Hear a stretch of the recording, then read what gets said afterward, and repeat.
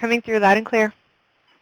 Sorry about the delay, guys. I was struggling with a new headset that did not work. Are we ready to get started, Jennifer? Absolutely. Okay, so I would like to thank everyone on the line and on the screen for joining us for this fall webinar series, Spotlighting the After-School Hours. This has been made possible by many of our Alberta provincial after-school partners, along with the support from the Government of Alberta. Alberta now has an All About Alberta page on the Canadian Active After School Partnership website. So we're trying to incorporate a lot of the feedback that we heard from the After School Hours pre-conference last January. So please explore the full page as well as the Alberta-specific page, which is where you went to register for this workshop. Make sure to check out all the snacks and activities and the many other resources, and be sure to upload any ideas of snacks and activities of your own. There is a button for you to do that. And if there's anything that you want shared, featured, or presented on the Alberta-specific page, if you could please contact me. I'll include my contact in the chat. We're going to continue to develop that page throughout the fall, so the more feedback we have, the better. And now I'll introduce our presenter today. Brenda Hirschmer is the owner of Grassroots Enterprises and the principal collaborator at Campus for Communities. Her primary work involves community building and comprehensive community transformation. She recently served as the director of Alberta Recreation and Parks Association, ACE Communities, which was responsible for supporting change initiatives in over 60 rural Alberta communities. She's previously taught at Niagara College, where she also founded and managed the Niagara Centre for Community Leadership. The centre was acknowledged by the Association of Canadian Community Colleges as an exemplary practice in community development, and was a finalist for the prestigious National Peter F. Drucker Innovation Award. So I'd like to thank you, Brenda, for joining us today to discuss connecting after-school service providers, and I'll hand it off to you for the rest of the time. Thanks, Caitlin and Jennifer. I'm Brenda Hirschmer, and I'm so happy to be here. Welcome to all of you. I think I'm especially pleased that there are so many, well, not so many of you, but I'm just really pleased that there are some of you who are really interested in this topic.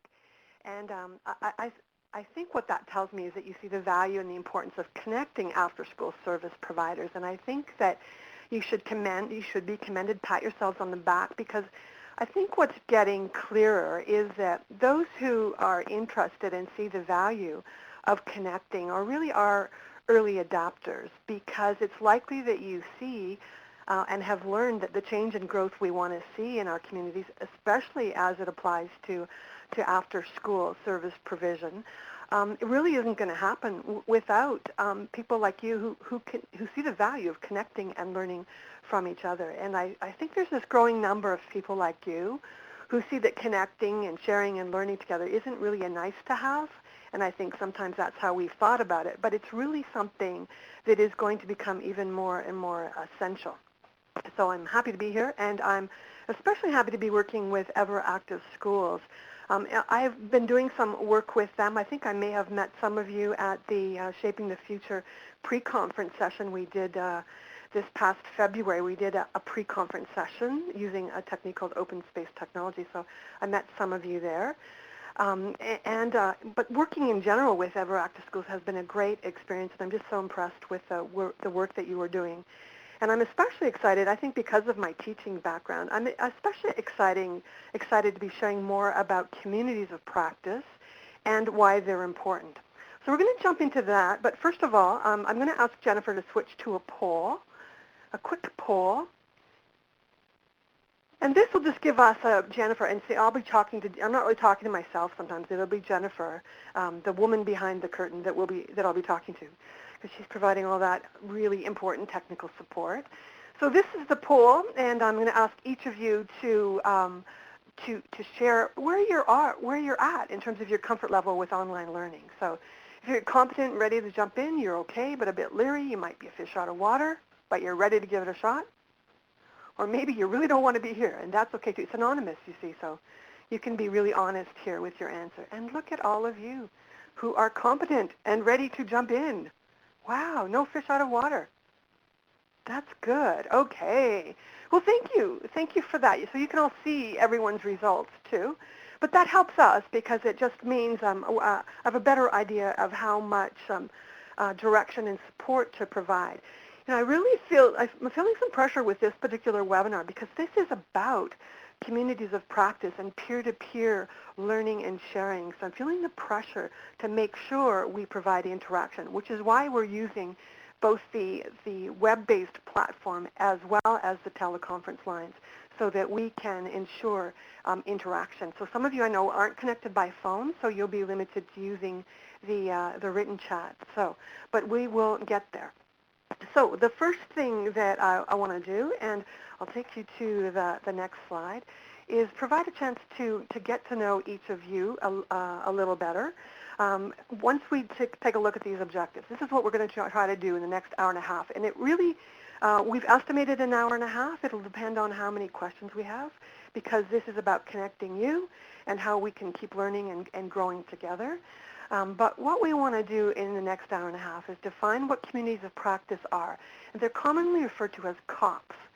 So we're going to talk about COPs, the benefits and their importance. We're going to talk about when they work best, their best practices, principles, and structures. And we're going to explore, and this is the bulk of time is really going to be taken up exploring the power and potential of a COP or COPs for after-school service providers. That's the majority of the time. But we are going to spend some time talking about communities of practice, what they are and why they're different, and why we really might not know a lot about them yet. Okay, so what we want to do is get to know you a little bit better. So we're going to take some time to do some introductions. We've done that first question, which is really getting a handle on your comfort level with online learning. It sounds like you're all pretty savvy, which is really exciting. What I would like you to do, though, is first of all just type into the chat, and all of you have figured out how to do that. What I would like you to do, first of all, in that chat is to just type in the organization that you're from. In most cases, I think you're from a school or a recreation organization or a social service agency. Type in the name of your organization and where you're located as well. What community, what city or town. Okay, so I'll just have you do that first. And I can see that you're all typing. Yay, okay. So we have Wetaskiwin represented. Good, okay. And Mary Ann from Teslin in the Yukon. How nice to meet you, Mary Ann. I'm actually heading up to your recreation gathering next week, so I may have a chance to meet you there. Good. And the YMCA of Northern Alberta. Good, okay. So we've got people from all over, from St. Albert, from Devon, from Lethbridge, from Calgary. Nice. What a great cross-section. Thank you. Okay, so I'm feeling like I'm getting to know you a little bit better already. Okay, so we're going to use this list that we've created now, and I'm going to start with Cal from Wetaskiwin. And I'm going to ask him to start. Now, you should be able to see the entire list. If you don't, you can use the slider on the side to scroll up and down. So I'm going to use this as a list, starting with Cal. And I'm going to ask Cal, and actually we may need some help here as well from Jennifer, to unmute the phones because we would really like to be able to hear your voice. So Cal, I'm going to ask you to unmute your phone. If you aren't able to do that, if you don't know how to do that, the best way to do it, and I know you can do it using *6, but I would ask you maybe not to use that because we can all then hear the click.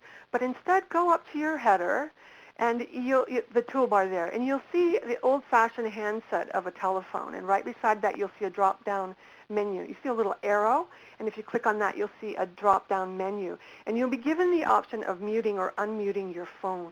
That's how you unmute, okay?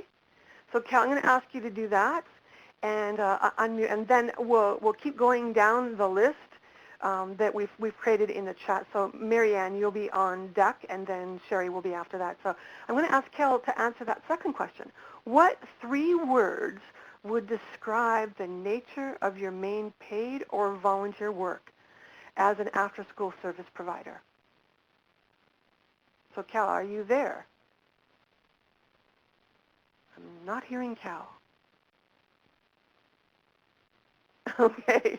And it looks like Marianne is leaving as well. Okay, Sherry, are you there? Can you unmute your phone?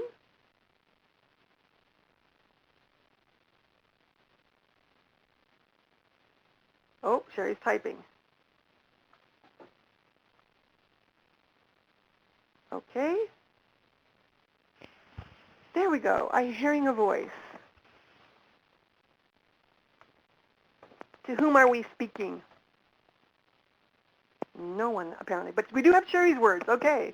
So thank you, Sherry. There's your 3 words: educator, director, and leader. Thank you. Let me just pause for a second. Oh, there's Cal's typing. I can see that Cal is typing as well. Let me just take a moment to explain why I'm doing this. One of the things that we know from our experience is that on average it takes a person who's participating in a webinar about 3 webinars before they are comfortable speaking up.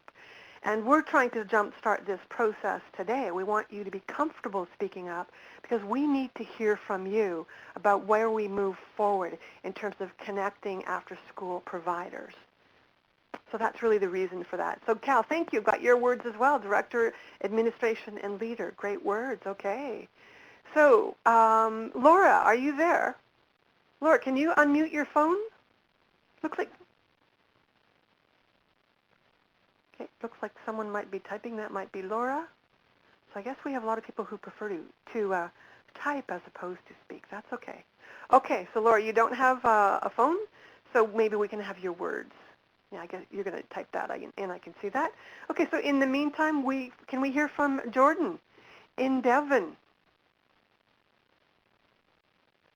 Jordan, are you there? Are you able to unmute your phone? Hello? Okay, all right.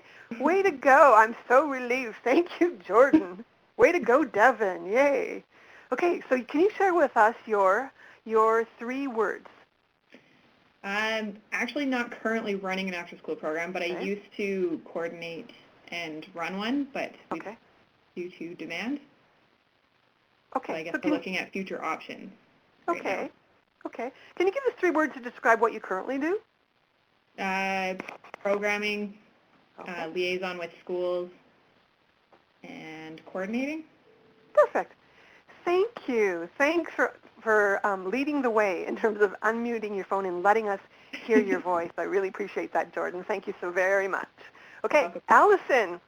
Okay, no pressure here, Allison, but you're up next. So we're hoping that you too can unmute your phone and join the conversation.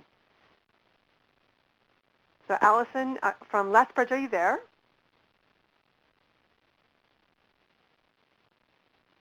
Okay. Perhaps not. Okay. What about Linda from Calgary? Are you there, Linda? Can you unmute your phone?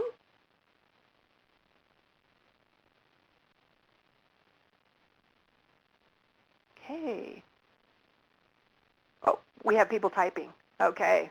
So we've got some new words to check out there. Good. Thank you. Thank you, Linda and Laura and Allison. Thank you. We've got some great words, and we've got some unmuting challenges. That's okay. That's okay. And this way of doing a webinar, I must say, is not typical for a lot of people. I think we're all used to webcasts where we're just having information pushed out at us. We're pushing the envelope in terms of the technology because we really want this to be two-way. So that's the reasoning behind this. So Caitlin, I know you know how to unmute your phone, and you're next on the list. So can we have you unmute your phone and hear your 3 words, Caitlin?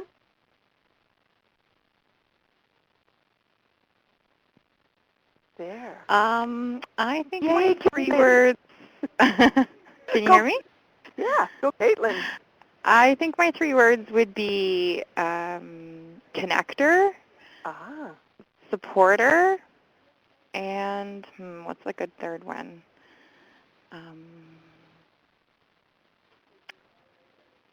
Communicator, maybe, to listen. Good. Yeah. Thank you. That does describe your work. Thanks, Caitlin. That's great.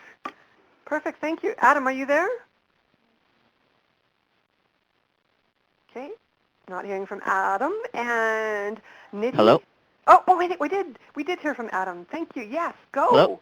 3 words. We can hear Hi. you. Well, I'm going to take what I have on my desk because we were ninja themed for this summer with our day camp. So I'm going to say director, leader, and youth ninja. Youth ninja. Oh, that's perfect. Thanks for I, sharing. I sometimes work behind the scenes. There we I go. love it. Love it, love it. Thank you, Adam. Appreciate that. Thank you. All right. Okay, perfect. Thank you. Okay, so Nidhai, I'm not sure I'm pronouncing that correctly. Or Marianne? I think Marianne we tried before. Nope. Oh, and okay, how about Damien? Damien, are you able to unmute your phone? Okay. Oh, so we have Nidhai's words, director, leader, programmers. Thank you. Perfect. We can see that you typed them in. Okay, anyone that we've missed who is able to unmute your phone, and then we'll move on. Anyone we've missed? Any brave souls? Anyone courageous and able? I guess it's courageous and able to unmute your phone. Can you Okay. hear me now? Yes, perfect. Thank you. Awesome. Yeah, it's Damien. Damien. Go, Damien. Hi. Awesome. Hi, how's it going? Very fine, thank you. Excellent. So my 3 words, although I wish I was a ninja, that would be fantastic. I would say, like Caitlin, supporter, connector, and I'm trying to think something along the lines of provincial policy-er, something Policy along those lines. or policy wonk, knowing your Yeah, out. that would be the negative way of talking about Oh, I think a wonk is a good thing. I think the wonk. yes, policy wonk is a good thing. All right, Yeah. can we make it an action? Policy Yes. wonker, does that work? Yes. Yes. Thanks, Damien. Thanks for sharing. Well, thank you to all of you who shared your words, whether you did it in the chat or if you did it verbally. And I know there are, and I would just want to be really upfront about the fact that I know that there are some of you who are saying, why did we spend the time doing that? And there are many people I know who don't like icebreakers, as they're often called, and really do see it as a waste of time. But I really just want to go on the record as saying that this is probably one of the most important uses of time you can make, because so much of what we need to do to work together is to get to know each other. So we need to make the time for those introductions. Almost at every meeting or every workshop, we need to invest that time because it is an investment. Now, the other reason I used this particular introductory activity, where I've asked you to really come up with 3 words, is because it's an activity that engages both your left brain and your right brain. Because the right brain had to think about all those possible words that you could select, and your left brain is the one that had to narrow it down to 3. So what we were attempting to do with that is to encourage you to bring your whole self into this webinar. Both your left brain and your right brain, bring your whole self into the learning. So there was definite method to our madness. So thank you for your patience with that, and thanks for your patience with the technical challenges. You know, we can use technology for a lot of interaction. We haven't used it historically, so there are always going to be a few little glitches as we kind of sort that out. Okay, so this is leading up to this next slide, which is really, and this is really probably the most important thing that I've really learned in terms of effecting change. And if we're going to provide really meaningful after-school initiatives, then it really is going to involve learning and growth and change. And what I've learned about any kind of change is that we can't do it without relationships. And those relationships are a critical foundation for the learning and the growth and the change that we want to see. And I think that it's especially critical for after-school service providers because we're typically reliant on the need to work with a variety of stakeholders. One of my first jobs was working at a Boys and Girls Club. And I didn't really think of it at the time, but it was clear that if you're working in an after-school setting, you are working with a lot of different organizations in a lot of different sectors, So we were working with social services and health and justice, and we were doing fundraising through service clubs. And so we did have to have relationships, and we had to invest in those relationships. So if we want to do more in terms of after school, we want more learning and growth, we have to first invest in the development of these trusted relationships because they lead to networks and webs and the kind of mesh work that we all need to do. So that's part of what we want to do is legitimize the relationship building, because I think too often it's just something that we see as a frill, something that we do off the side of our desk. But really, it's essential for this learning growth and change. And these relationships are ultimately at the root of communities of practice, or COPs, as I mentioned, they're often called. So just to put a little bit of this into perspective, what I want you to do, and I'm going to ask you to address this question through a poll that Jennifer's going to pull up. But the question really is, thinking about learning, how do you typically learn what you need to know to ensure the ongoing growth and development of after-school initiatives, or any other kind of initiative, really? Think about this very broadly. How do you typically learn what you need to know? Where does it come from? How do you learn about it? It could come from a variety of ways. Type your answer in there and then hit enter. This is anonymous. We won't know who is actually typing in the answers, but it'll give us an idea from the group of where you have typically learned what you need to know.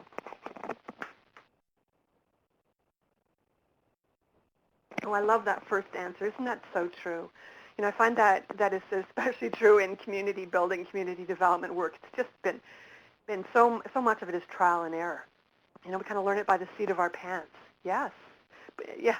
And some of you talk to other leaders in the field. Yeah. Yeah. Past experience for sure.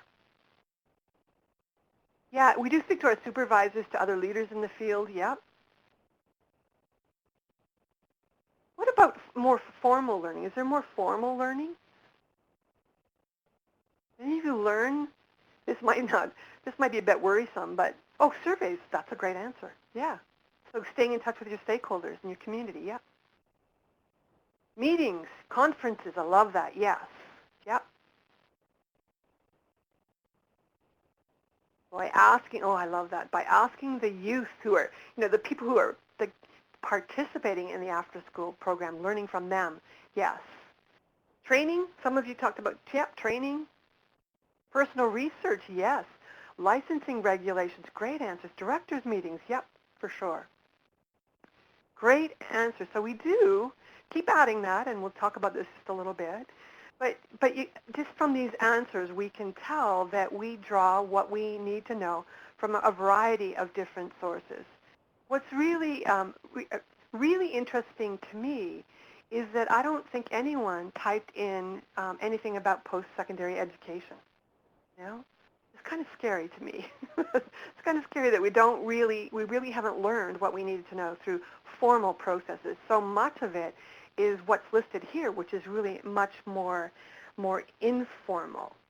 So I want to talk about some additional context for this. So thank you for those of you who have participated and provided your answers. I want to add some additional context for this.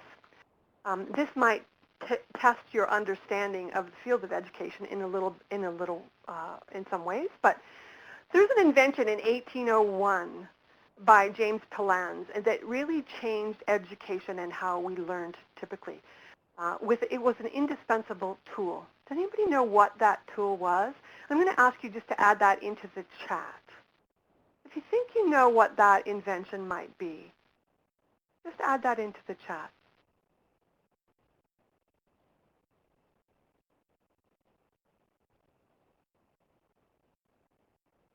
Hey, way to go, Damien. Thank you. Yes. You know, a lot of people wouldn't have guessed the blackboard or the chalkboard. My guess is that because Damien's a researcher, he might even have read the PowerPoint slides ahead of time because the answer was provided there. But he's a researcher, so he's likely to know those kinds of things. I don't know that most people would have known that. But James Palans was a headmaster in a high school, what's called an old high school in Edinburgh, Scotland. And he's been the one who is credited with inventing the blackboard and the chalk that he used to teach geography. So, up until that point, education was different. But this chalkboard, this invention, changed the very nature of learning And some will argue that it sent education and learning in the wrong direction for the last 200 years. So let me explain why the experts would say that.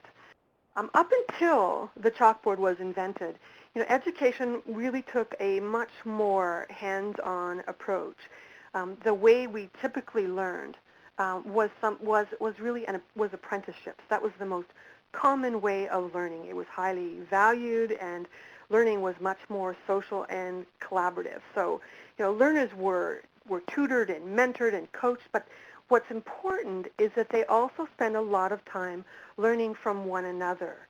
So when you think about apprenticeships, they quite often sat with a master. When you think about all the guilds that existed, they would learn from the master. They would go out and apply that learning, and then they would come back and learn and share with their peers. So the learning was much more social. What happened when that chalkboard was invented was it encouraged the presentation of information to the masses. So classes got longer. They weren't as small. They weren't as social. It was one person standing at the front of the room pushing out information. So we started with chalkboards, and then that evolved to become overheads and whiteboards, and now PowerPoint presentations. So, the downside of that is that we moved from learning that was social and collaborative and more exploratory to learning that was more about just transmitting information. And so, along the way, I think a lot of the learning became less accessible and sometimes less valuable because it was just pushed out at us. But what's interesting when you think about it, that's kind of an education system that may have worked for the industrial era, but today, gosh, things are crazy, aren't they? It's so fast-paced.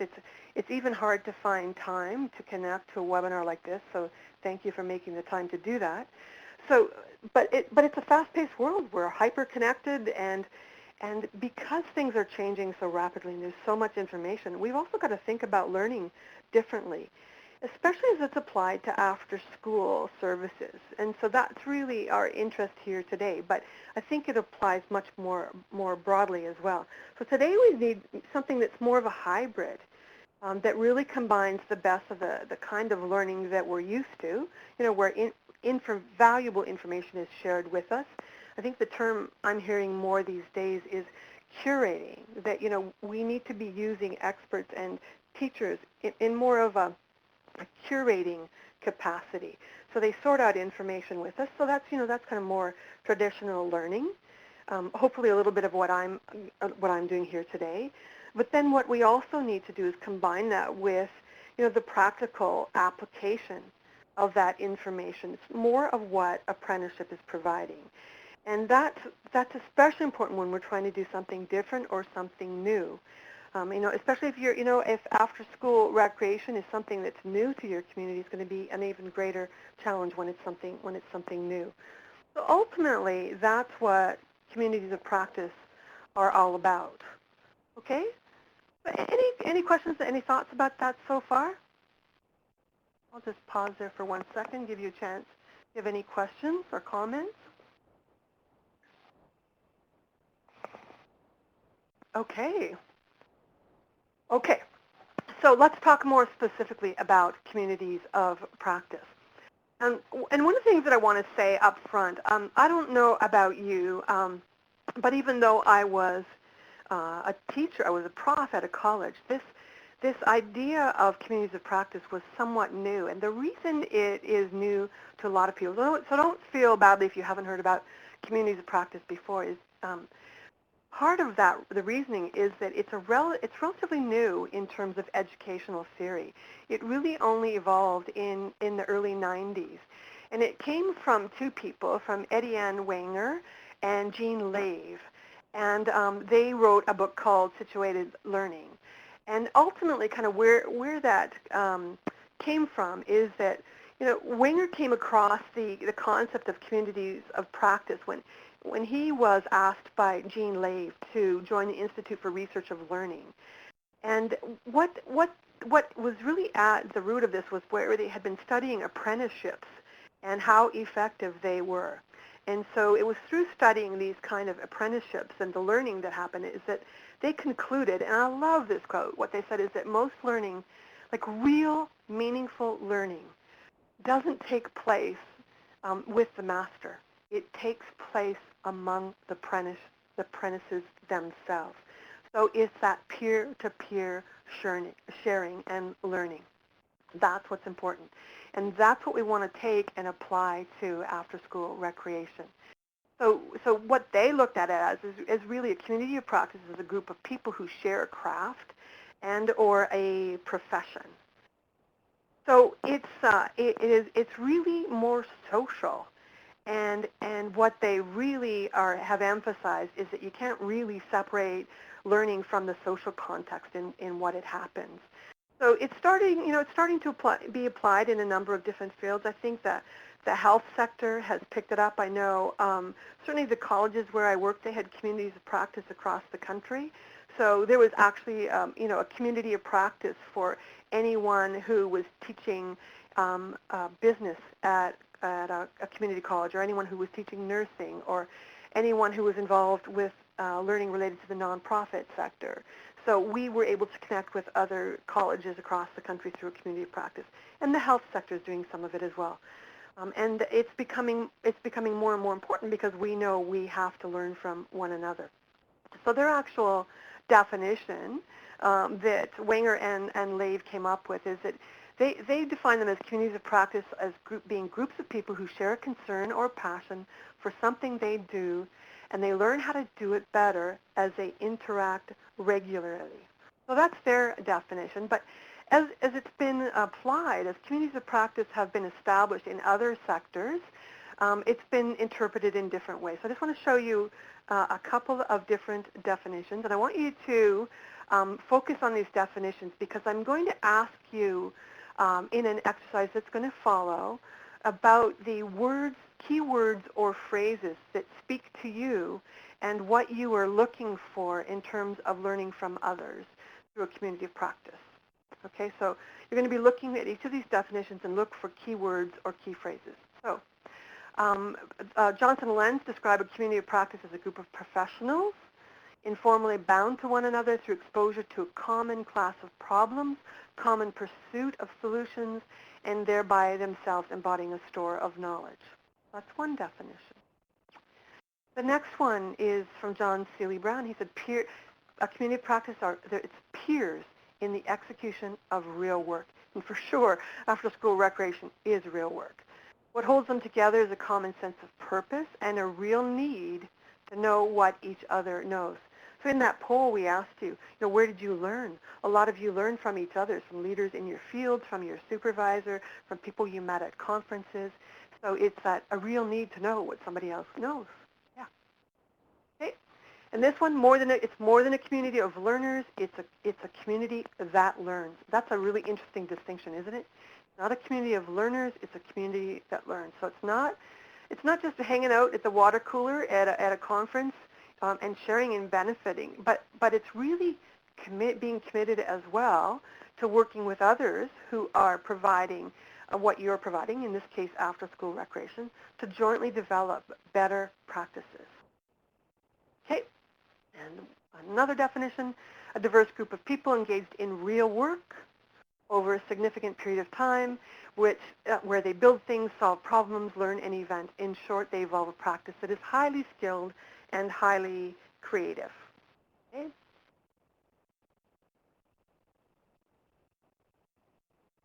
And one last definition, it's really a community of practice is a group of people who share a common concern, a set of problems, or an interest, and come together to fulfill both individual and group goals. And so now what the amazing Jen is going to help us do is take a look at all of these definitions. And this is a whiteboard, and you use it as a whiteboard. But let me just provide a caveat to begin with. So Jennifer has had to upgrade all of you so that you now have more power than you might have had earlier. The power will allow you to write on this whiteboard. So the first warning I have to give you is whatever you do, do not click on this stop sharing button. If you do, you're going to wipe out everything that's on the screen. So do not click on stop sharing, okay? What I want you to do is to click on this pencil right here. You see the pencil up here? Click on the pencil and then put your cursor where you want to underline or circle a word or a phrase that speaks to you about a community of practice. There's no right or wrong answer here. Okay? Oh, someone has figured it out already. Good. So take your cursor, click on the pencil, there you go, and circle or underline the phrases or the word that speaks to you, that best defines a community of practice. So this is going to help us and Everactive Schools sort out what you are looking for, what's most important for you from a community of practice.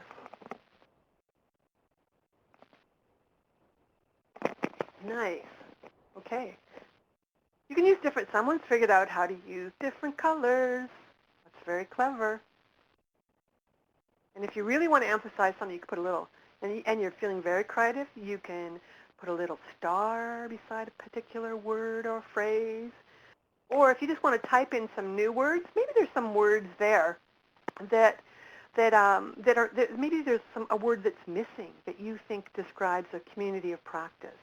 And if that's the case, click on the T for text and then put your cursor where you want on the whiteboard and type in any new words that you think might be missing. Okay. Good. Okay, so what's jumping out at me? So actually, anyone want to help me share this analysis of this information? Actually, Caitlin, can you help? Can you unmute your phone? I'm just putting her on the spot. You might yell at me for this, but really what I was just I'm looking at this, and there's some things that are jumping off the screen at me. I'm here, Brenda. Thank you, Caitlin. Thank you for being such a good sport, because I just put you on the spot there. Because I thought this may impact Everactive Schools more than anyone. So when you look at this, what's jumping off the page at you? Like there's some things that are that I'm seeing, but do you want me to go first or do you want to go first? You go first. I can go first. I think the things that are jumping out to me, multiple places, people are highlighting things like common passion, common concern, common pursuit of solutions, similar problems. So I think that's obviously a theme, the fact that we share whether it's a concern, a problem, an issue, and it's a group looking for a shared solution. And then the other thing that's standing out for me is the interaction. So they interact regularly, uh, sharing, exchanging ideas, engaged. So connecting and then shared issues, common solutions. Nice. Yeah. That's what I got out of it as well. I think you touched on this too, but I think the other thing there is that I think it also goes beyond. I think they've identified for sure sharing knowledge and ideas, but I also get the sense that they're looking for solutions.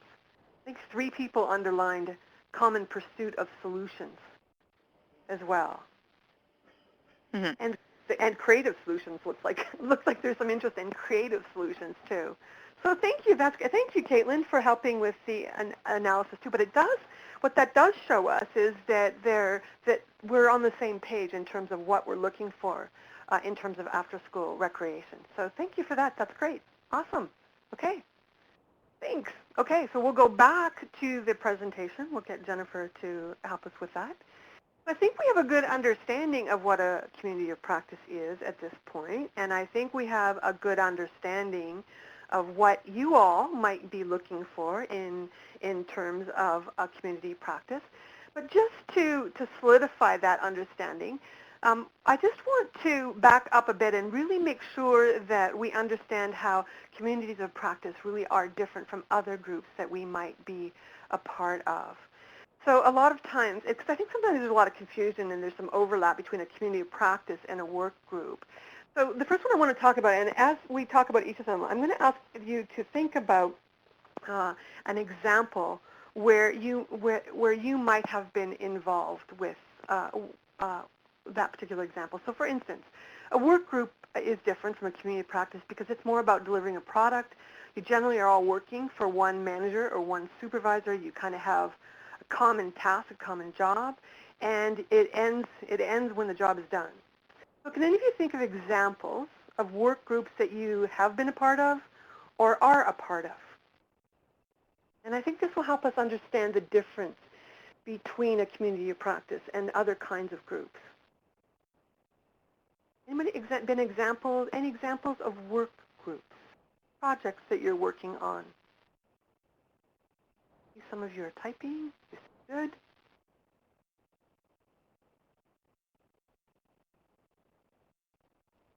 So examples of work groups, what we're looking for.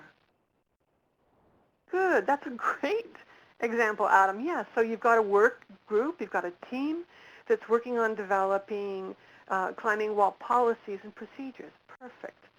An accreditation team. Cal, that's a great example. Oop.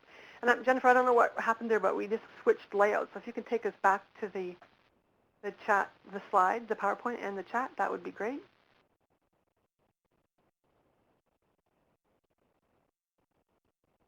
The wonders of working on these happen. We just have to bounce with it. So there we go. Okay, so we've lost the chat.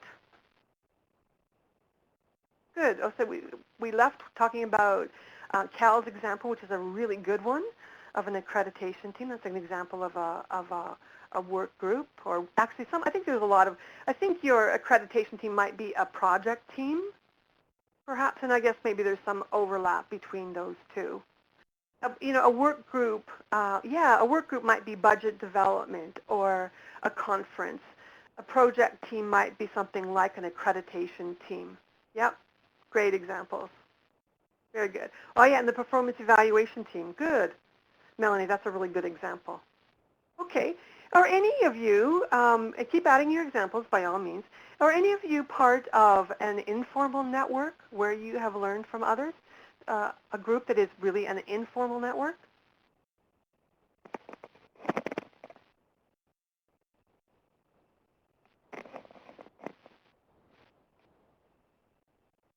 See some people typing. So we're looking for, informal networks where you might meet with others to pass on business information, and sometimes that's pretty informal. It's friends, it's business acquaintances. Yeah, sure, that's a really good example. Yeah, the directors and a physical literacy committee. Yeah, great examples.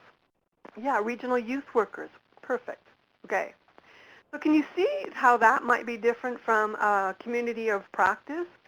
Because it is different, and that's why we have to come at this really being clear about what a community of practice is. So I'm going to take us to this slide and have you think about where you might have experienced the fourth kind of group, which is really the community of practice that we've been talking about.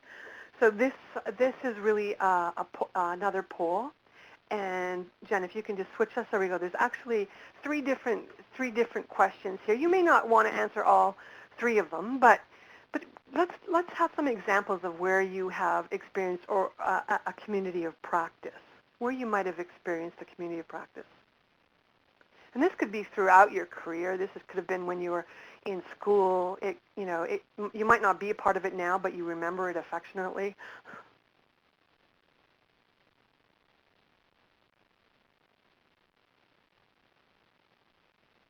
Maybe it will help if I can give you keep thinking about it. Oh, good. Yeah, I think your regional youth workers group probably is more of a community of practice. Yeah. I think for me, one of the community of practice that I'm a part of is very informal, and it happens to be other consultants, colleagues of mine who've become really good friends, who are in some way all involved with community building or community development. Very informal group. We meet once a month. We share information. We work on things together, but we learn. Because we're all kind of coming at things a little bit differently. So those are great examples that you provided too. Yeah. Oh, there's a group. I didn't know the schools. This Community Hubs Advisory Committee. That's an interesting one. Yeah. Your regional youth workers group. What's the SHUP committee? Can you type in what SHEP is an acronym for? Or do you all know? Maybe it's just because I don't know that as much as you all do about after school. Okay. So tell me why those particular groups were important. That's the second question. Why were those groups important to you? And hopefully they are. If they're effective communities of practice, I can guarantee they will be important to you. What is it about them that makes it important? Ah, thank you. School, Community, Health, and Education Partnership Meeting. Ah, SHEP. Now I get it. Thank you for sharing that. Perfect. Yeah. And it is. It's important because it helps us learn that others have the same challenges we do, but also we learn from them. We learn how they've resolved and addressed those challenges. Nice. Okay. Any other reasons why they're important? Or can you provide an example of something that you might have learned within a community of practice?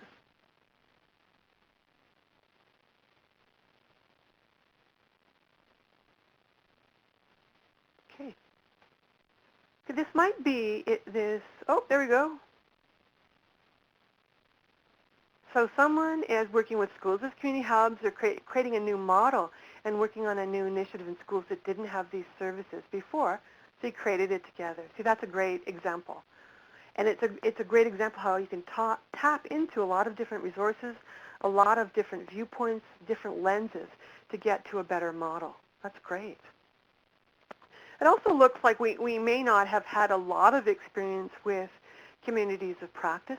And I guess in some ways we probably really shouldn't be surprised because I think this is a very new way of working, and I'm not sure a lot of our employers really see the value in us taking time to connect with others. I think they do see it as as a nice to have or as a frill, as opposed to something that brings a real return on that investment of time into our organizations.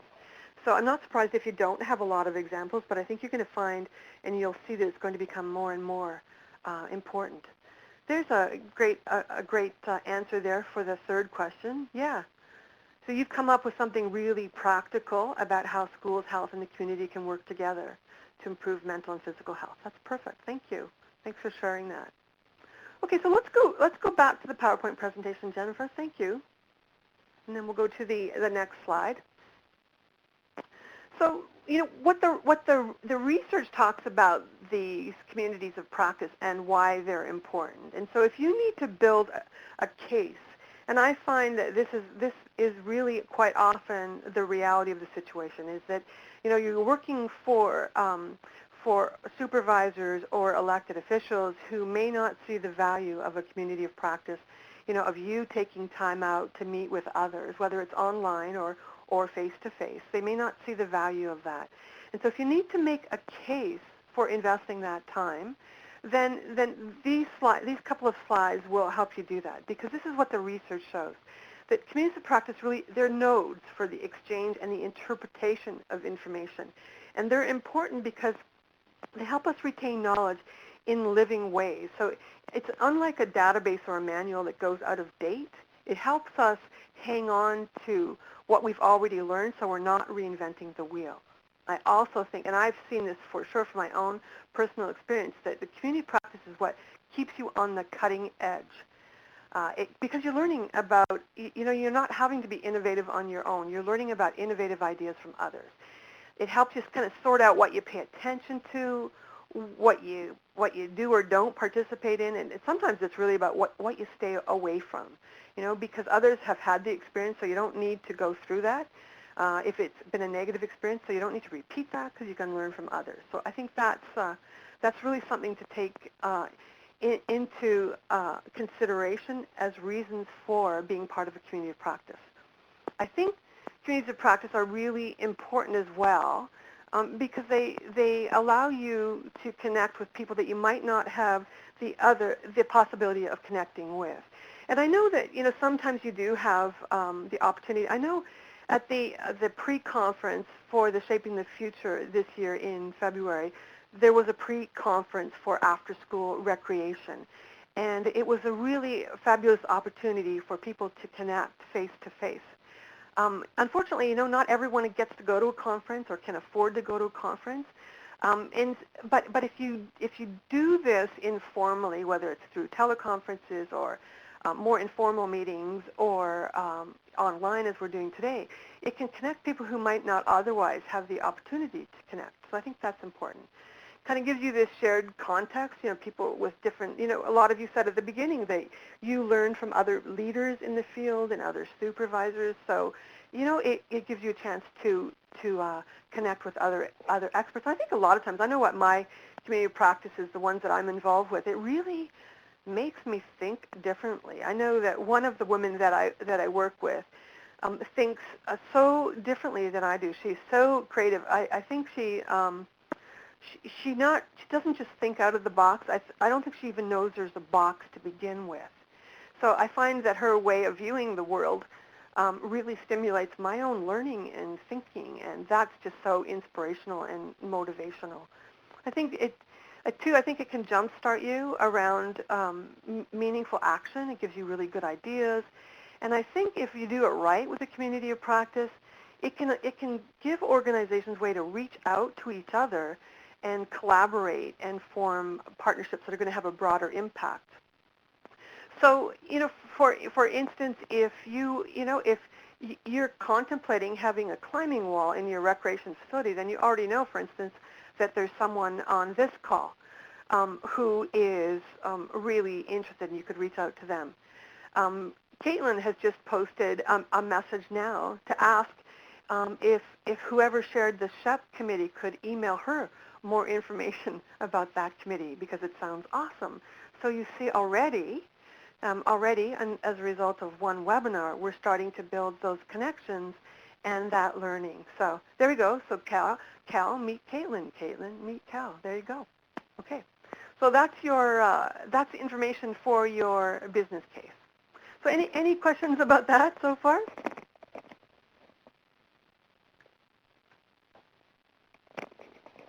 Okay. So as we think, and we're going to start talking, and we're going to need you to jump in and be more engaged about this, because we're going to talk about this in terms of after-school recreation. We do know that there's elements of COPs that make them successful.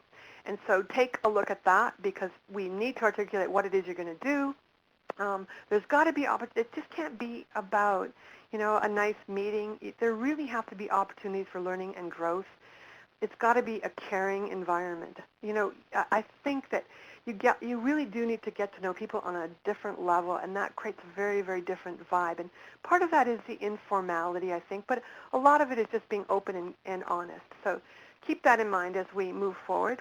And also keep in mind that there's different stages of development with a community of practice. The beginning, is really talking about the potential and then kind of coalescing, and that's really what we're doing at this stage today, is really connecting with each other and really thinking about what we might have in common, and then start to explore that and see if there's the possibility of coming together. And then you can see as a COP comes together, they become more active. But also they have a lifespan. And so a lot of times they'll peak, they'll have lots of activity, but then members kind of come and go, and that's okay as well. But I'll tell you, if it's a really good COP, that people will always remember it in a fond way, that it's been a really memorable shaping experience of their life, sometimes without even really understanding it. And I look back on some of the communities of practice that I was a part of and how it shaped me, and I just look back on that with such really, really fond memories. And like I think one of the examples I think about is the community of practice that really formed among all of those who were involved with the ACE Communities Initiative. We met on a regular basis, and I just learned so much from these people and liked them so much. And so we're always memorable. So it's very different. It's a very different kind of a group or committee to be working with. Okay, so any COP, and think about this now. Today we're going to talk about this, about a COP, a potential community of practice for after-school recreation. But this applies to any kind of community of practice that you are a part of or may be forming. So when you're thinking about this, think about these 3 focal points that all 3 need to be in place if your community of practice is going to be successful. So we want to explore this in terms of after-school services at the provincial level, because the Ever Active Schools is interested in whether or not there is that interest. But you really could replicate this at your local level or regional level, or really the startup of any community of practice. You've got to think about the domain, the community, and the practice. So the first one, and we're going to look at each of these again in terms of after school and after-school initiatives. We're going to look at the domain, the community, and the practice, and we're going to drill down into each of them. So we'll need you to participate. We're going to do the first one on a whiteboard, and Jen, you're going to take us to that, so now we all know how to use whiteboards. So we'll go to the whiteboard. I'm not sure what we're looking for are the questions that have to do with the domain. So the first question really is there a need for community of practice for after-school programs?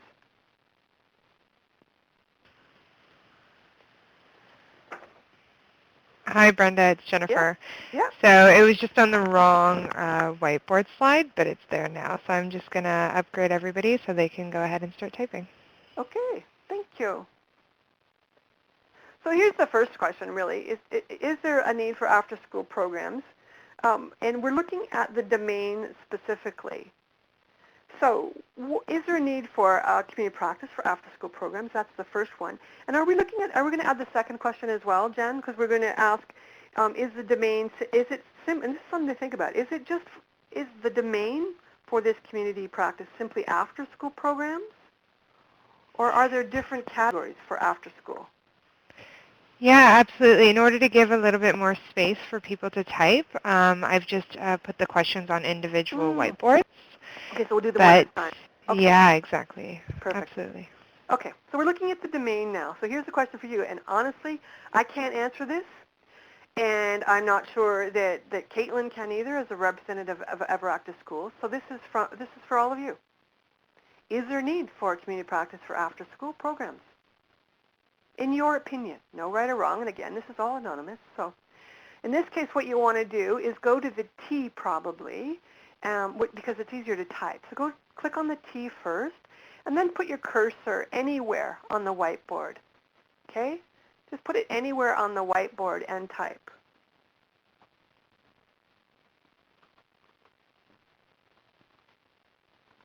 Okay? So we have 2 people so far. And what about the rest of you?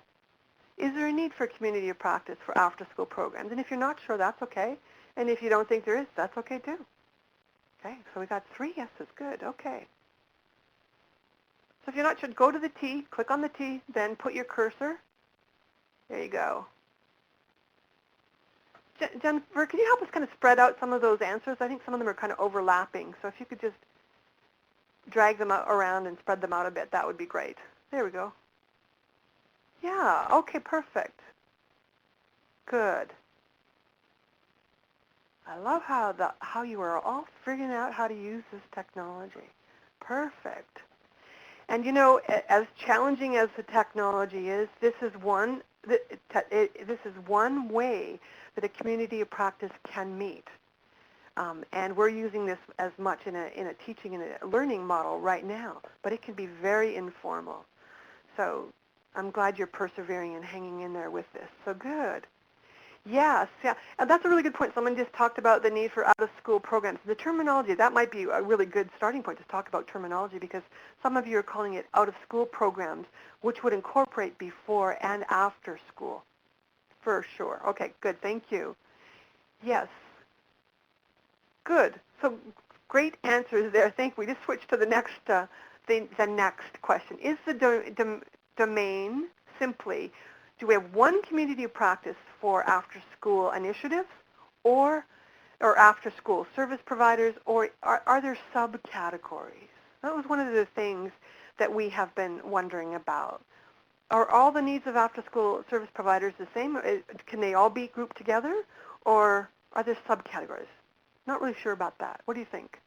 So again, Yeah, is that okay? So are the good? So there might be a community practice that deals with youth. I'm assuming by that you mean at like what ages would you mean by youth? And could you break that down into ages? If it's easier to unmute, I'd love to hear somebody's voice other than my own too. So if anyone wants to unmute here, that would be great too. Okay. Okay, good. So there may, it looks like what we're seeing is that there might be interest in a community practice, a COP for those who work with children up to the age of 12, 6 to 12. And we're maybe even expanding this to include weekends, evenings, and summer programs. That's really interesting. So out of school has a much broader definition. Okay, good. So two groups we're looking at, one for children 6 to 12 and then 13 to 18 looks like. Although some of you know, see now we're not in total agreement here, are we? Because it looks like some of you would be okay grouping it together. Okay. Okay, so there's kinders. Kinders would be under 6. Is that correct? Someone's going to have to help me with that terminology. Okay, so someone has said our organization has before, after, and kinder care programs, but all issues are the same for us. Okay. Okay. And you spent over a year out of school trying to figure Okay. Okay, I like the last point. We've made headway but needed a facility to come in and help us find our direction. I would like to see something provincial, though. Okay, so here again, Caitlin, you may want to jump in as well with this. What I can do is simply share my experience at this point. What you may want to consider, what Ever Active Schools may want to consider, is starting out with one group. That really just looks at, that encompasses everyone and their needs, whether it's kinders or children or youth. Start out with one group, and I think what you will find is that it may sort itself out into subgroups after that. Because there seem to be some of you who've said and see that the issues are the same. But it might be that as the group gets some legs under them and starts to grow, you may find that you break off into different groups. You may also find that you need to break off in terms of those who are providing supervision versus those who are providing front line. So I don't know, Caitlin, your thoughts on that at this point, or do we leave that for now?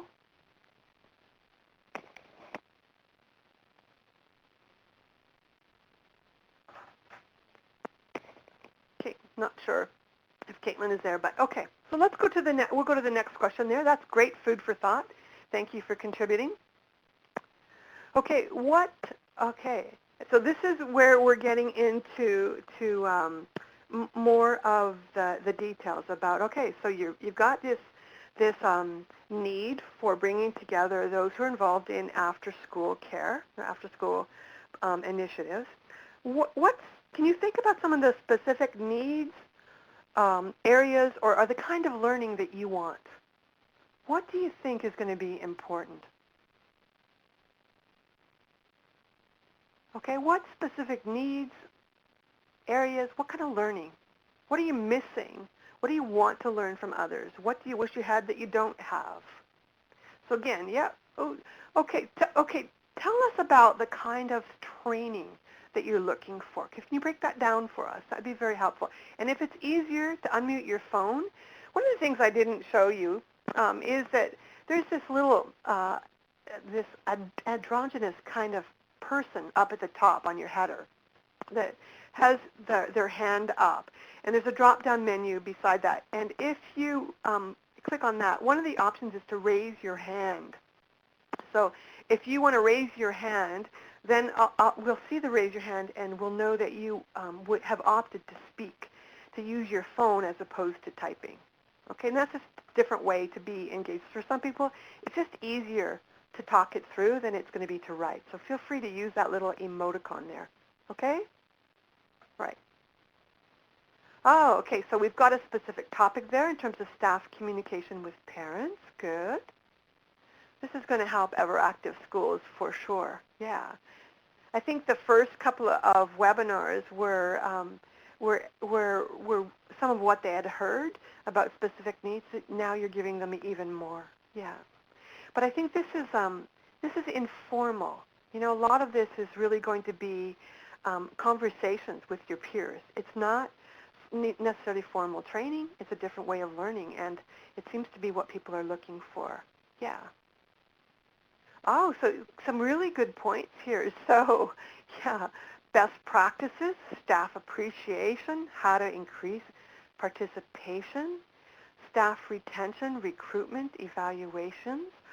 Oh, methods of way to advertise. Wouldn't it be a great conversation to have those who are running after-school initiatives to actually just share how they promote what they're doing? Yeah, yeah. The way they advertise. Development of quality improvement plans. Who's doing what around that? Yeah. Work ethic. Now that would be an interesting conversation. Yeah. Mm-hmm. Be interesting to do more sessions in Kananaskis at the conference. Yes.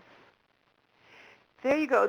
You're right, and thank you for that reminder for those of you who are in the open space session in Kananaskis when we were specifically addressing after school. There was a lot of topics brought up there that people were interested in connecting to learn more about from one another. So healthy eating, transportation, human supports, relationships with schools. Transportation, I remember being a big one. I know there's a lot of discussion around bullying as well, and there was one around sexuality, I think. So it would be great to be able to bring your peers together and have those kinds of conversations.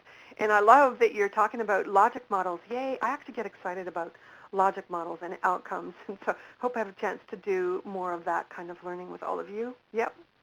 Great ideas. We're saving all of these polls, right, Jennifer?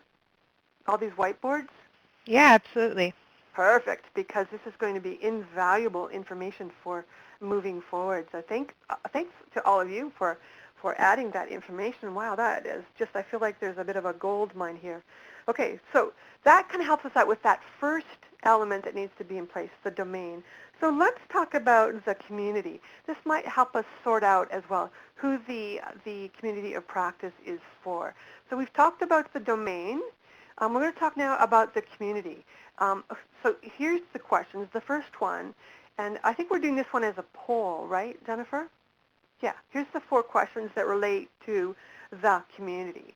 So if you can jump in with these, and you hopefully you can address all 4 of these, but if not, jump in where you feel you have a meaningful answer to share. Okay.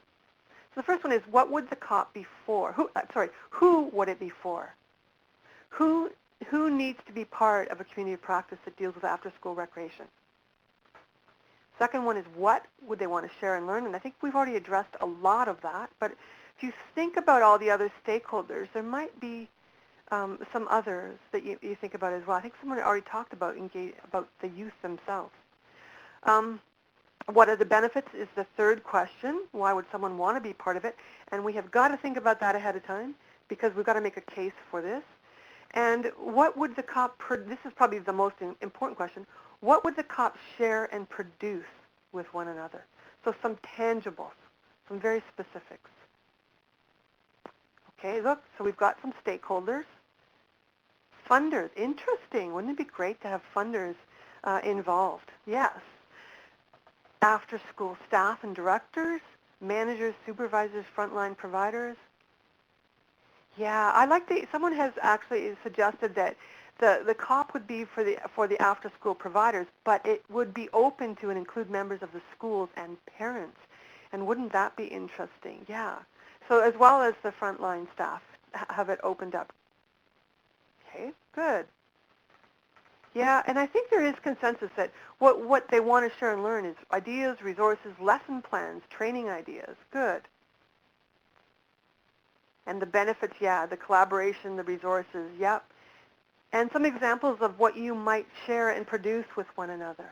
Some examples there?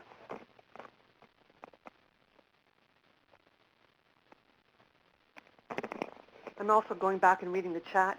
It's great to see that there's some connections being made already. So Adam's connecting to the Physical Literacy Committee, which is great. So already we're seeing some connections. That's fabulous. Good. Okay, anyone feel free at any time to unmute your phone and speak. See, this is probably because it's the first time we've been together, and we know it takes more than one time before we're comfortable enough to speak. But we will get there. I will be patient. Good. So training models, best practices, yep. So we're getting to some specifics, and I think we've done a lot of them. We're getting there for sure. Okay, so we're going to go to one more set of questions. So thank you for that. Everyone can see all your answers, right? But one last shot. Anything to add here? And then what we're going to do, we're going to go to that third domain, and we're going to actually talk about the nitty-gritty. You know, the actual, what would this community practice look like in terms of, you know, how often do you think you should meet? If we pull this together, and it certainly looks like there is interest in pulling it together, how often would you meet? No right or wrong answer. We're just looking for your feedback at this point. What kind of activities would you want to see? Would you meet online or face-to-face or both? How would this be collaborate? Like, how would this kind of learning and in these initiatives be supported? Who's going to be responsible for supporting it, in your opinion? How would the meetings be structured? And how we measure success? Tough questions, I know. But so far, none of you have let us down because we're getting some great answers from you. We're not hearing your voices, but that's okay because we're still getting great feedback, which we so appreciate. Yeah, okay. So generally, we kind of range from once a month to 4 times a year. So maybe we're talking, you know, we can sort that out. Someone will have to make a call on that, but I think there's kind of some consensus. Yeah, we're getting there. Yeah, I love this. The what kind of activities? Task-based activities. Let things get done. And it's so interesting. I think I heard this at the pre-conference as well in Kananaskis. I think the phrase we heard was "get her done." Maybe that's because we were in rural Alberta. But it was just a case of like, let's be practical. Let's get her done. Let's make some things happen. Yes. And this is interesting too because I'm seeing this combination of online and face-to-face. So maybe it is a combination of both. How would they be supported?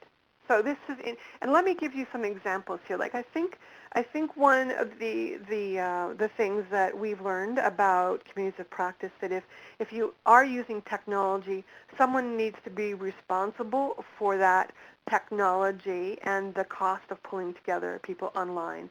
Someone or some funders, or it needs to be generated by those who are benefiting from it. So, you know, that's one thing to think about. The other thing is that sometimes it takes an individual. Someone needs to take responsibility for organizing the group, setting the meetings. The best communities of practice will be those who rotate that responsibility.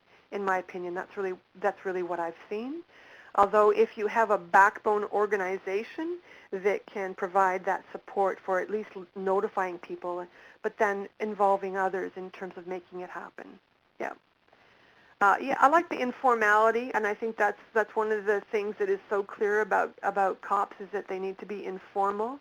And love this, yes, it is like open space. Discuss what the group wants to discuss. Yes, so it needs to come from you. So it could be that, yeah, and I think this third point in the question number 5 is what we've seen a lot of, is that you provide an agenda based on what people have said they want to talk about. So there is some sense of an agenda, but within each gathering you also allow an opportunity for updates or what someone here has called roundtable discussion. That's very good, yeah. So yeah, that mix, and it's good that you've identified that. And yeah, and I love how will success be measured? Yeah, like by getting her done. Yeah, by completing tasks, making some things happen. The feedback, and it's not difficult to get feedback from participants about how they are learning and growing. Yeah, and the benefit of, yeah, so you've got this. Okay, we've got some really good ideas here. So any last thoughts in terms of where we go from here? Or perhaps this needs to come perhaps from Everactive Schools. I'm not sure, Caitlin, if you want to weigh in at this point. If we can go back to the PowerPoint, I think the next slide really basically just said, next steps, where do we go from here? And I'm not sure that I can answer that, but perhaps Caitlin can. I can assume, if nothing else, that this information, I do know this information will be compiled and go back to Everactive Schools, and I think it's given them a very clear direction. And certainly I am hearing that there's need and interest in a community of practice for after school. And so I would certainly support that. I'm not sure, what their position is in terms of being able to support that, but we will definitely take that back to them and to the other partners that have been involved in the whole after-school initiative. So anything else that anyone else wants to Hi, add? Brenda. Oh, there you are. Uh, Hello.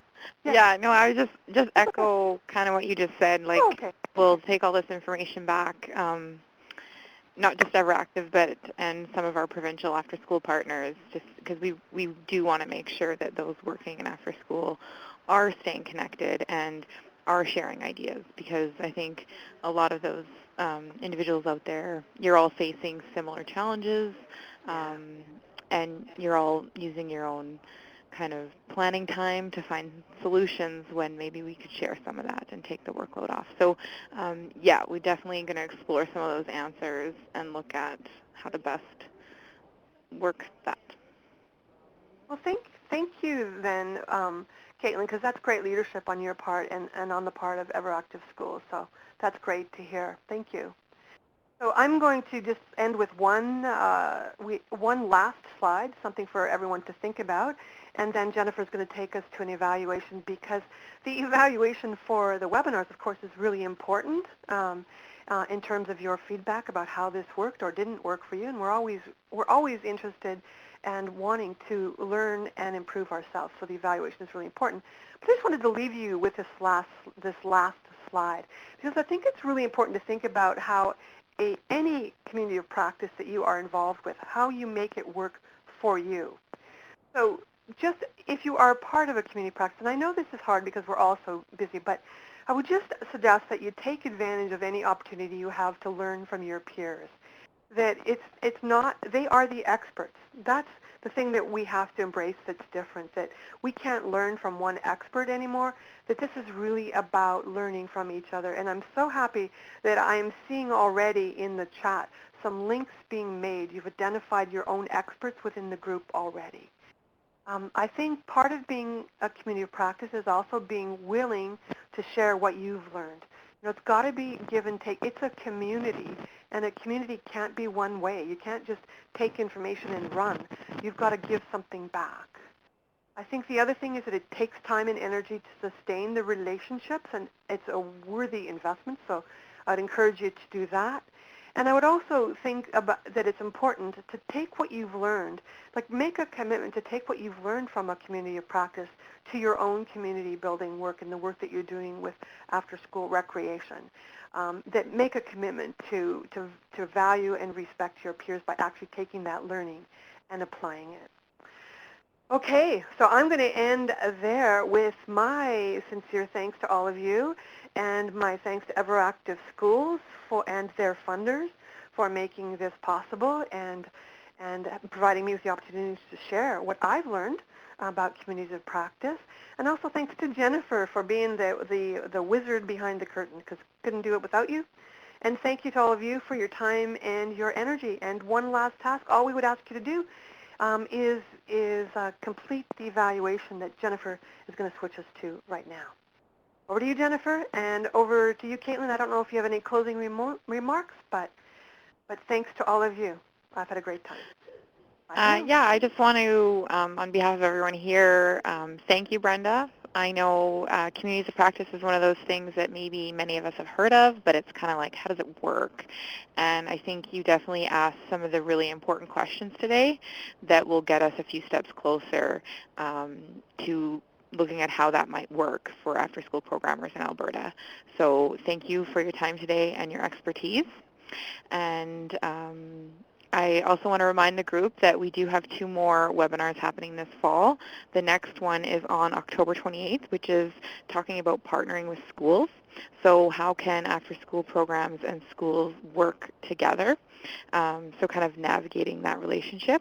And then on November 26th, we have a webinar, again, from Brenda Hirschmer, talking about Are You Making a Difference?, which will explore the value of evaluation. And yeah, I'll hand it over to Jennifer now. I did put my email earlier in the chat, and it also is on the page where you registered if anyone has any questions or any comments to add to this conversation. There's a question for you there from Sherry. Caitlin? No, we don't have a certificate for the webinars. And I can also tell you about the evaluation webinar. Someone was asking about logic models. We are going to talk about logic models too. There you go.